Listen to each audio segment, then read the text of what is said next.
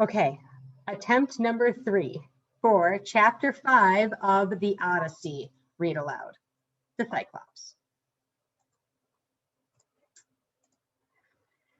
After 10 years in a hot, overcrowded army camp, no one was sorry to leave. The different sectors of the Greek army said their goodbyes, wished one another swift and successful voyages, and cast off from Trojan shores for the last time. In our small fleet of 12 ships, I and my Ithacan followers set our course for home. We were exultant. Instead of the stifling heat of the dusty plains, we had a fresh sea breeze on our cheeks, and the salt spray tasted of long-forgotten pleasures, making us ache with joy. Our crimson ships were filled with the riches of Troy, and we were glad that we would have so much to show for our long absence. Behind us, Troy lay smoking in ruins. Perhaps it was superstition, but not one of us looked back. No, we all looked forward toward Ithaca, toward our home. The wind, however, was southeast, and we were driven north to the land of the Cicones. No doubt, still flushed by our success at Troy, we disembarked and swept through the town of Ismarus, seizing whatever we desired and killing whoever stood in our way. It was sheer piracy, an orgy of looting, but my men wanted to carry home as much wealth as possible. Besides, after 4 days at sea, it was sensible to replenish our diminishing collection of food and wine. As soon as we had pillaged the town, I ordered our getaway. Unfortunately, my men had already grown complacent, fat with their success. They laughed at me and told me to relax and enjoy myself because that's what they were going to do. So we spent that evening on the shores of Ismarus in drunken celebration, roasting whole oxen and sheep and drinking vast quantities of strong red wine. Just as I feared, the Cicones had gone inland in search of reinforcements to drive away their unwelcome visitors. They attacked our camp at dawn. You can imagine our condition. Our famous army was overwhelmed and driven back onto the beach where the ships were moored. We were lucky to get away without losing more than around 6 men out of 60 from each ship. We were glad to escape so lightly, but we were saddened by the loss of our comrades. It seemed an unnecessary waste, and indeed it was. Besides, it now dawned on us that we were still a long way from home, and if the gods were against us, we might never get there. The exuberant mood in which we sailed away from the coast of Troy had gone for good. As though to confirm our new sense of foreboding, vocab word, a violent storm blew up. We managed to lower our sails and row into the shore before any damage was done. 2 anxious days followed in which we watched the tempest churn up the sea. On the 3rd day, we were able to cast off once more, and we now made rapid progress south. Within a week, we reached Malea, to the southeast cape of the Peloponnese, and our confidence began to return. But as we rounded the cape, ready for the last leg of our journey north toward Ithaca, a gale-force wind blew up from the east and drove us off course, past Cythera and many miles to the west. For 9 days, the wind blew us west, farther and farther from home. We could only sit by helplessly and watch. On the 10th day, we were blown onto the shores of Libya. We disembarked, and some of us went in search of water while others prepared a meal. After we had eaten and begun recovering, I sent a small party off to spy out the land and see what they could find out about its inhabitants. Meanwhile, the rest of us set out on the task of cleaning up our ships and repairing the damaged sails. It was not long before we were ready to sail again, but my party of explorers had not returned. We waited, and still there was no sign of them. In the end, I had no choice but to send out a second party in search of the first, and when the second group failed to return, I decided to go back and look for them myself. I took half a dozen of my most reliable men, and together we climbed the cliffs above the beach and made our way inland. It did not take long to find them. They had met with some natives of the land who had made them feel welcome and given them lotus fruit to eat. The lotus fruit, so my men told me after, tastes of nectar and honeydew and is so strong a drug that whoever eats it is instantly addicted. Once my men had tasted it, they lost all desire to return home and wished only to remain forever in the land of the lotus eaters, feasting on this strange and dangerous fruit. Although the drug made them too drowsy to put up much resistance, it took a great effort to drag them all back to the ships. Ignoring their tears and pleas to be left behind, we bound them with ropes and shoved them in the hold of my ship until we had sailed far away from the Libyan coast. Now we were despondent. As far as we knew, we were farther than ever from home, but even worse, we were no longer sure how to get there. That night we came to a small wooded island lying close to a much larger one. Here we found a sandy inlet where we docked our ships on the beach and made our new camp. As soon as we began to explore our surroundings, we thought that our luck had turned. The island's only inhabitants were abundant flocks of goats, and it was not long before we had caught 100 or so and set about preparing a feast. Later, as we lay under the stars on the soft sand, savoring the delicious wine, of which we still had plenty, we noticed the glow of fires on a large island nearby. We also heard the bleating of sheep and goats, and from time to time, unmistakably human shouts. It struck us as odd that people would live so close and yet not use the small island on which we had camped. The flocks of wild goats were matched with good soil, luxuriant vegetation, and sweet-tasting natural springs. The thought that the island held some hideous secret made us uneasy as we prepared to sleep, but we resolved to sail across to the larger island the next day. This was not a matter of idle curiosity. We wanted to find out where we were and get directions for our journey. The following day was heralded by one of those lovely Mediterranean dawns that gladdens the heart. Leaving the main body of the fleet where it was, I sailed across to the mainland with my crew. We moored our ship on a small natural harbor, and together with 12 of my men, I clambered ashore. We had not gone far when we came to the entrance of a great cave covered in laurels. Walls of stone and timber formed a courtyard in front of it.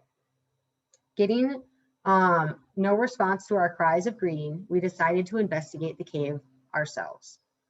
It was dim inside, but pleasantly cool and airy, and as soon as our eyes had adjusted to the light, we saw pens full of lambs and kids. Kids are baby goats. Alongside these stood buckets of whey in rows and baskets of cheese stacked high, right up to the ceiling.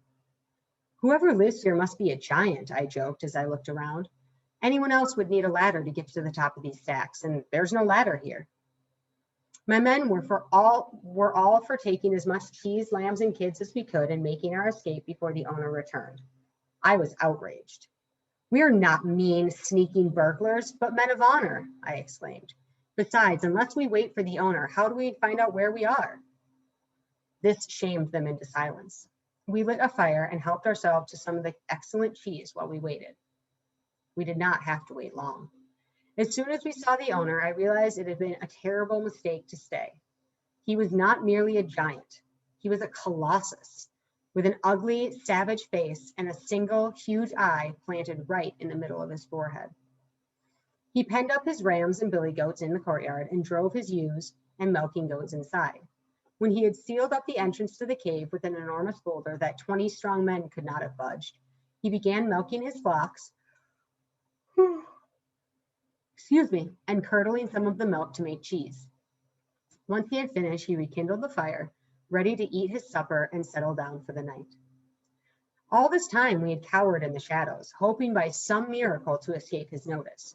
But as soon as he saw us, his uninvited guests, who the hell are you? He growled. And what are you doing here?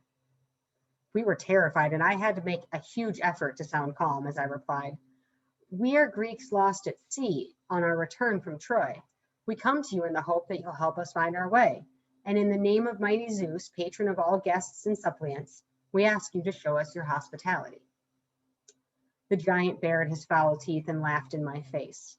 You can forget your mighty Zeus, little Greek. I'm a Cyclops, and we Cyclops couldn't care less about the gods. As for my hospitality, you'll have the chance to sample that in a moment. But first, tell me more. Where have you moored your ship, and how many other little Greeks did you leave behind to guard it? Our ship was broken up on the rocks, I replied, thinking quickly. We are the only survivors. The Cyclops grunted and spit in the dust at my feet. Then, without warning, he seized 2 of my companions and smashed their heads against the rock walls of the cave until their blood ran down and soaked into the floor. Before our sickened eyes, he devoured them whole, and smacking his bulbous lips, washed down his last mouthfuls with 2 buckets of milk. We huddled in a corner, too shocked and disgusted to speak, as the Cyclops lay down among his animals and slept. I drew my sword with a trembling hand, ready to kill him then and there. But to do so would have been suicide, for we had never for we could never have shifted the enormous boulder that sealed the door. We passed a wretched night, pressed together for comfort, unable to sleep. The next morning, the Cyclops rekindled the fire, milked his flocks, and ate 2 more of my companions for breakfast. Then, having shut us in, he drove his flocks to the mountainside and left us in despair. We had to do something, or in another 2 days, this gruesome creature would have consumed us all. But what on earth could we do? I thought and thought until at last I came up with a plan. Alongside the pens lay a long trunk of an olive tree, the size of a mast from one of our ships. I cut off a strip, sharpened it to a point, and because it was still green, placed it in the fire to harden. When I was satisfied with my work, I hid the weapon under the layers of dung that lay around the cave. Too anxious to talk or eat, we waited for the monster to return. He came at nightfall, driving his flocks before him into the cave. Perhaps he sensed that he was at risk. Perhaps some god had warned him. I don't know. But this time he didn't leave a single ram or billy goat out in the fenced courtyard. When all the animals were inside, he rolled the massive boulder back into place and began milking the flocks as before. He put the lambs and kids with their mothers, set some of the milk aside to curdle, and then grabbed 2 more of my men and made his bloody meal of them. He was still belching and spitting out their bones when I decided to put my plan into action. There was no time to lose. I had with me a skin of the dark, fragrant wine of that Meron, priest of Apollo at Ismarus, had given me because I protected him and his family from the brutality of my men. This was a special wine, a drink for the gods, with a heady fragrance that made it irresistible. Meron would mix it with 20 parts of spring water, and when he offered it to his friends, and 1 glass was still enough to make them drunk. I filled a bowl to the brim with the undiluted wine and carried it over to the Cyclops. Pitiless Cyclops, I began, terrified that he would devour me then and there. Surely you've had your fill of human meat. You've eaten 6 of my men, and there are only 7 of us left. I had intended to offer you this wine in return for your hospitality. Now I can only hope that its divine fragrance will soften your heart and turn your thoughts to mercy. The grinning monster grabbed the bowl and swallowed the wine in a single gulp.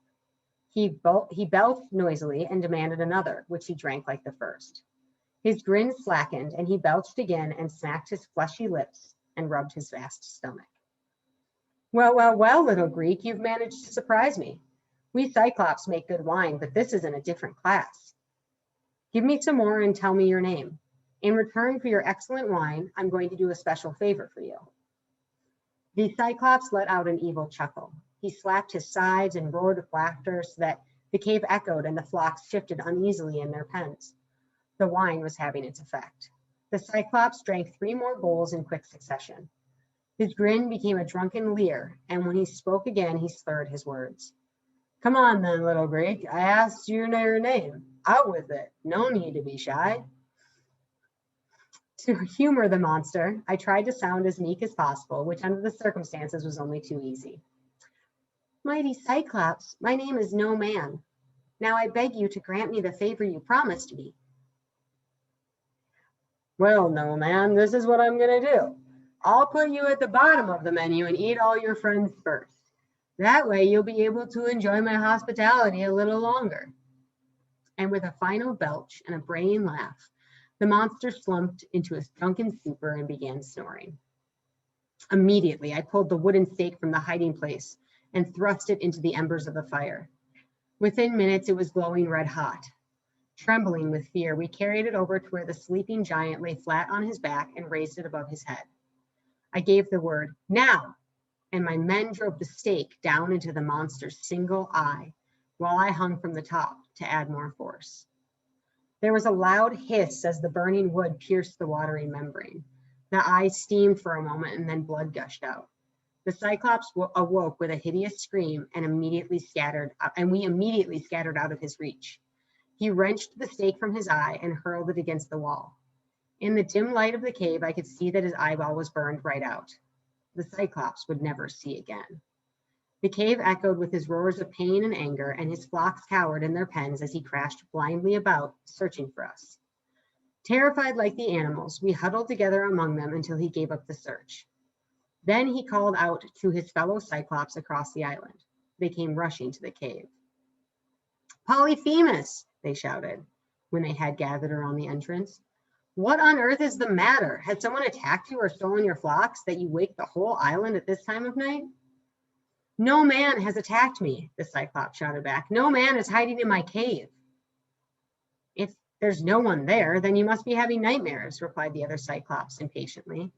Go back to bed. Let us get some sleep. And with that, they went away, leaving the blinded monster groaning alone. When his friends had gone, he groped his way to the entrance and rolled the huge boulder aside. Then he sat in the opening and stretched out his hands on either side, hoping to catch us when we sneaked out. He should have realized by now that he was not dealing with fools. I chose the biggest rams with the thickest fleeces and fastened them together 3 by 3. Then we waited. We waited until dawn. As soon as it was light, the rams crowded up to the entrance and began running out to pasture, while the ewes, with their full udders, clamored to be milked. In his anguish, the Cyclops ignored the bleeding ewes. He sat in the entrance, feeling the backs of the rams as they squeezed past him. He never thought to feel under their bellies. Once my 6 companions were through, I clung to the underside of my own ram and took my chance. Polyphemus stopped my ram at the entrance and plunged his hands into the thick black fleece. My heart was pumping so loudly that I thought the giant was bound to discover me. But he only stroked the ram inside, and then with a final groan, he let it run free. I soon caught up with my companions and untied them. Without wasting a moment, we rounded up dozens of plump sheep and drove them to our waiting ship. My men began to lament their lost comrades, but I coldly told them to save their tears for later. I was anxious to sail away from the land of the Cyclops as quickly as we could.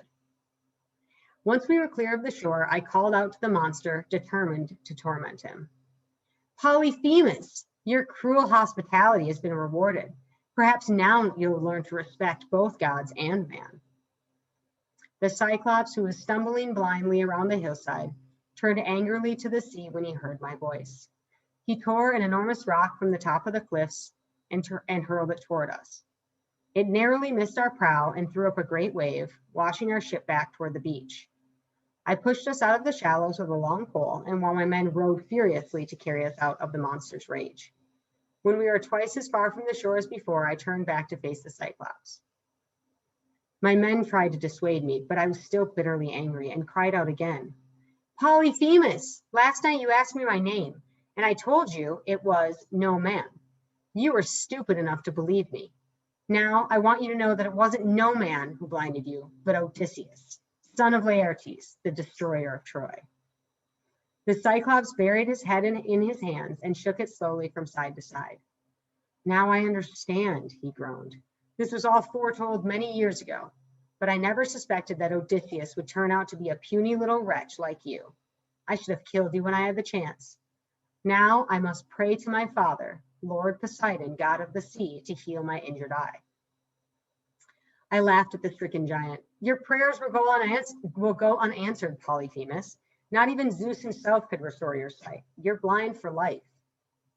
A curse on you, little Greek, and on all your companions, roared the Cyclops, shaking with rage.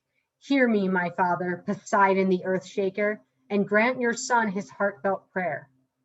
May Odysseus never see his home again. However, if he's fated to return, make sure that his journey's long and miserable, and that all his companions die, and that his is a bitter homecoming. Poseidon heard the prayer, and the curse of the Cyclops has pursued me ever since.